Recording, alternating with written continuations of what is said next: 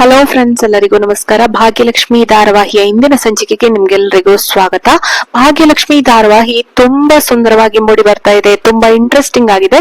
ಕತೆ ಟ್ವಿಸ್ಟ್ ಅನ್ನ ಪಡ್ಕೊಳ್ತಿದೆ. ಇವತ್ತಿನ ಎಪಿಸೋಡ್ ಅಂತೂ ಮಿಸ್ ಮಾಡಬೇಡಿ. ಇಲ್ಲಿ ಧರ್ಮರಾಜ್ ಅವರಿಗೆ ಹುಷಾರಿಲ್ಲ. ಅವರು ಹಾಸ್ಪಿಟಲ್ ಅಲ್ಲಿ ಅಡ್ಮಿಟ್ ಆಗಿದ್ದಾರೆ. ಹಾಗೆ ಹಾರ್ಟ್ ಅಟ್ಯಾಕ್ ಆಗಿ ಸರ್ಜರಿ ಕೂಡ ಮಾಡಿದ್ದಾರೆ. ಅವರಿಗೆ ಒಂದೇ ಯೋಚನೆ, ಭಾಗ್ಯನ ಮದುವೆ ನಿಂತೋಯ್ತಲ್ಲ, ಭಾಗ್ಯನ ಜೀವನ ಮುಂದೆ ಏನಾಗ್ಬೋದು, ಅವರ ಫ್ಯೂಚರ್ ಬಗ್ಗೆ. ಹಾಗೆ ಹುಷಾರಿಲ್ಲದ ಕಾರಣ ಭಾಗ್ಯನ್ ಬಗ್ಗೆ ತುಂಬಾನೇ ಟೆನ್ಷನ್ ಆಗಿದ್ದಾರೆ. ಭಾಗ್ಯನ್ಗೆ ತನ್ನ ಮಾವನ ಬಗ್ಗೆ ಕೂಡ ತುಂಬಾನೇ ಕಾಳಜಿ ಇದೆ. ತನ್ನ ಕುಟುಂಬದ ಬಗ್ಗೆ ಕೂಡ ತುಂಬಾನೇ ಕಾಳಜಿ ಇರುವಂತಹ ಹೆಣ್ಣು ಮಗಳು ನಮ್ಮ ಭಾಗ್ಯ.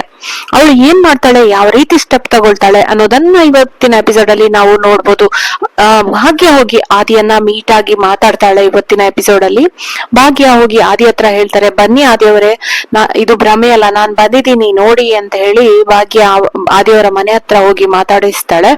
ಆದಿಯವರು ಮೇಲೆ ನಿಂತು ಯೋಚನೆ ಮಾಡ್ತಾ ಇರ್ತಾರೆ, ಏನಪ್ಪಾ ನನ್ನ ಜೀವನ ಹೀಗಾಯ್ತು, ನಾನು ಇವತ್ತು ಎಲ್ಲ ಸರಿಯಾಗಿದ್ರೆ ಭಾಗ್ಯ ನನ್ ಜೊತೆ ಆಗಿರ್ತಿದ್ಲು, ಹೆಂಡತಿಯಾಗಿ ನನ್ ಜೊತೆ ಆಗಿರ್ತಿದ್ಲು ಅಂತ ಅನ್ಕೋಬೇಕಾದ್ರೆ ಭಾಗ್ಯ ಬರ್ತಾಳೆ.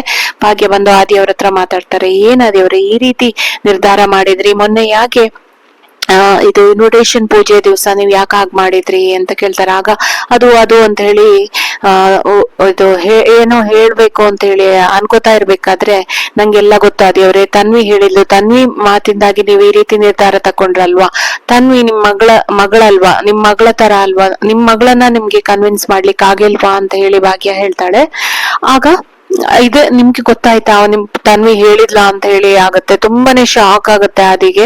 ಈಗ ಏನೇ ಆಗ್ಲಿ ಆಗೋದೆಲ್ಲ ಆಗಿ ಆಯ್ತು, ಈಗ ನಾನು ನಿಮ್ಮ ಆಸೆಯಂತೆ ತಾಂಡವನನ್ನೇ ಮದುವೆ ಆಗ್ತೇನೆ ಅಂತ ಹೇಳಿ ಭಾಗ್ಯ ಆದಿಗೆ ಹೇಳ್ತಾಳೆ.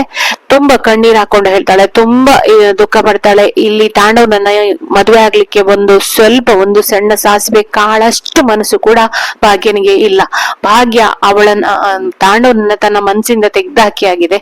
ಹಾಗೆ ತಾಂಡವ ಇನ್ನೊಂದು ಮದುವೆ ಆಗಿದೆ, ಡೈವರ್ಸ್ ಆಗಿದೆ. ಈಗ ಭಾಗ್ಯ ಅಂತ ಒಂದು ದಡ್ಡಿ ಅಲ್ಲ, ದಡ್ಡಿ ಎಮ್ಮೆ ಅಂತ ಹೇಳಿ ಬೈತಾ ಇದ್ದ ಆ ತಾಂಡವನನ್ನೇ ಮತ್ತೆ ಮದುವೆ ಆಗುವಂತಹ ದಡ್ಡಿ ಭಾಗ್ಯ ಅಲ್ಲ.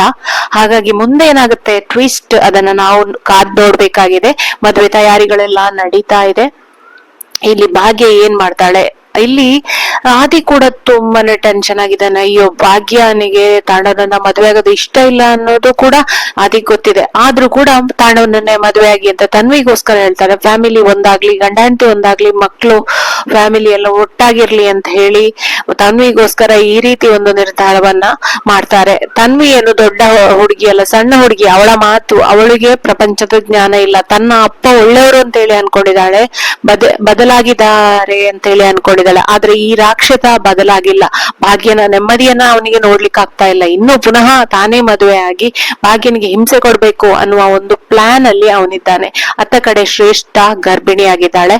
ಇದು ಗೊತ್ತಾಗುತ್ತಾ ಎಲ್ರಿಗೂ. ಶ್ರೇಷ್ಠ ಬಂದು ಇಲ್ಲಿ ಹೇಳ್ತಾಳ, ಈ ಮದುವೆ ನಿಲ್ಲುತ್ತಾ, ಆದಿನೇ ಬಂದು ಭಾಗ್ಯನಿಗೆ ತಾಳಿ ಕಟ್ತಾರ ಅನ್ನೋದನ್ನ ಎಲ್ಲವನ್ನ ನಾವು ಮುಂದಿನ ಸಂಚಿಕೆಯಲ್ಲಿ ನೋಡ್ಬೇಕಾಗಿದೆ ಫ್ರೆಂಡ್ಸ್.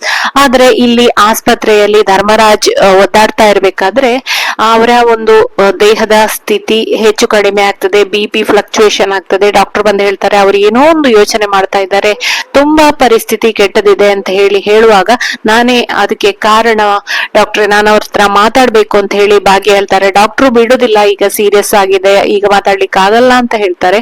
ಆದ್ರೆ ದಯವಿಟ್ಟು ನಂಗೆ ಮಾತಾಡ್ಲಿಕ್ಕೆ ಅವಕಾಶ ಕೊಡಿ ಅಂತ ಹೇಳಿ ಭಾಗ್ಯ ಕೇಳ್ಕೊಂಡಾಗ ಭಾಗ್ಯ ಹೋಗಿ ಧರ್ಮರಾಜ ಅವ್ರ ಹತ್ರ ಮಾತಾಡ್ತಾಳೆ. ತಾಂಡವನನ್ನ ಬೈತಾಳೆ, ಕುಸುಮ ನೀನೇನ್ ಮಾಡ್ದೆ, ಅವರಿಗೆ ಏನು ಟೆನ್ಷನ್ ಮಾಡಿದಿ, ನಿಮ್ಮ ಅಪ್ಪನಿಗೆ ನೀನೇ ಏನೋ ಮಾಡಿರ್ಬೇಕು ಅಂತ ಹೇಳಿ ತಾಂಡವನನ್ನ ಕುಸುಮ ಬೈತಾರೆ. ಹೋಗಿ ಅಲ್ಲಿ ಆಸ್ಪತ್ರೆಯಲ್ಲಿ ಧರ್ಮರಾಜ್ ಹತ್ರ ಭಾಗ್ಯ ಮಾತಾಡ್ತಾಳೆ. ಇದು ಮಾವ, ನೀವೇನು ತಲೆ ಕೆಡಿಸ್ಕೊಳ್ಬೇಡಿ, ನೀವು ಆಸೆ ಪಟ್ಟಂತೆ ನಾನು ಮದುವೆ ಆಗ್ತೇನೆ ಅಂತ ಹೇಳಿ ಅಲ್ಲಿ ಧರ್ಮರಾಜ್ಗೆ ಭಾಷೆ ಕೊಡ್ತಾಳೆ. ಆದ್ರೆ ಯಾರನ್ನ ಮದುವೆ ಆಗ್ತೇನೆ ಅನ್ನುವ ಹೆಸರನ್ನ ಮೆನ್ಷನ್ ಮಾಡೋದಿಲ್ಲ. ಧರ್ಮರಾಜ್ ಅವರ ಆರೋಗ್ಯ ಸುಧಾರಿಸ್ಲಿ ಅಂತ ಹೇಳಿ ಮಾವನಿಗೆ ಮಾತು ಕೊಡ್ತಾಳೆ. ಮಾವನ ಕೈ ಹಿಡ್ಕೊಂಡು, ನೀವು ಸಮಾಧಾನ ಪಟ್ರೆ ಏನೂ ಆಗಲ್ಲ, ಧೈರ್ಯವಾಗಿರಿ, ನೀವು ಹುಷಾರಾಗ್ತೀರಾ, ಹಾಗೆ ನಿಮ್ಮ ಆಸೆ ಅಂತ ನಾನು ಮದುವೆ ಕೂಡ ಆಗ್ತೇನೆ ಅಂತ ಹೇಳಿ ಮಾವನ ಕೈಗೆ ಪ್ರಮಾಣ ಮಾಡ್ತಲ್ಲ, ಆಗ ಮಾವನಿಗೆ ಒಂದು ಸಮಾಧಾನ ಆಗ್ತದೆ. ಅವರ ದೇಹದ ಸ್ಥಿತಿ ಕೂಡ ಇದು ಒಂದು ಸ್ಥಿರವಾದ ಸ್ಥಿತಿಗೆ ಬರ್ತದೆ, BP ಎಲ್ಲ ಕರೆಕ್ಟ್ ಆಗ್ತದೆ. ಅದೇ ಭಾಗ್ಯನ ಬಗ್ಗೆ ತುಂಬಾ ಯೋಚನೆ ಮಾಡಿದ ಕಾರಣ ಅವರ ಆರೋಗ್ಯ ಸ್ಥಿತಿ ಏರುಪೇರಾಗಿತ್ತು. ಮಾವ ಹುಷಾರಾಗ್ತಾರೆ. ಮುಂದೆ ಮದುವೆಯ ಸಿದ್ಧತೆ ನಡೀತಾ ಇದೆ. ಇಲ್ಲಿ ಮುಂದೆ ಏನಾಗುತ್ತೆ ಅನ್ನೋದನ್ನ ನಾವು ನಾಳಿನ ಸಂಚಿಕೆಯಲ್ಲಿ ನೋಡುವ. ಫ್ರೆಂಡ್ಸ್, ನಿಮ್ಗೆ ಈ ವಿಡಿಯೋ ಇಷ್ಟ ಆದ್ರೆ ಖಂಡಿತ ಲೈಕ್ ಮಾಡಿ, ಶೇರ್ ಮಾಡಿ, ಹಾಗೆ ಚಾನಲ್ ಅನ್ನ ಸಬ್ಸ್ಕ್ರೈಬ್ ಆಗಿ. ಹೀಗೇನೆ ಬೇರೆ ಬೇರೆ ಡೈಲಿ ಅಪ್ಡೇಟ್ಸ್ ಜೊತೆ ನಾನು ಮತ್ತೆ ಬರ್ತೇನೆ. ಅಲ್ಲಿವರೆಗೆ ನಮಸ್ಕಾರ, ಬಾಯ್ ಬಾಯ್, ಟೇಕ್ ಕೇರ್, ಥ್ಯಾಂಕ್ ಯು.